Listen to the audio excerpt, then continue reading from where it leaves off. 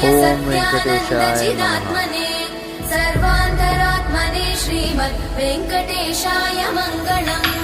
स्वतः सर्वविदे सर्वशक्तये सर्वशेषिने सुलभाय सुशीलाय वेङ्कटेशाय मङ्गलम्। परस्मै ब्रह्मणे पूर्णकामाय परमात्मने प्रयुञ्जे परतत्त्वाय वेङ्कटेशाय मङ्गलम्। आकालतत्त्वमशान्तमात्मनामनुपश्यताम् अतृप्त्यमृतरूपाय वेङ्कटेशाय मङ्गलम्। प्रायस्वचरणौ पुंसां शरण्यत्वेन पाणिना कृपया दिशते श्रीमद् वेङ्कटेशाय मङ्गलम्। दयामृततरङ्गिण्यास्तरङ्गैरिव शीतलै अपाङ्गैः सिञ्चते विश्वं वेङ्कटेशाय मङ्गलम्। स्रग्भूषां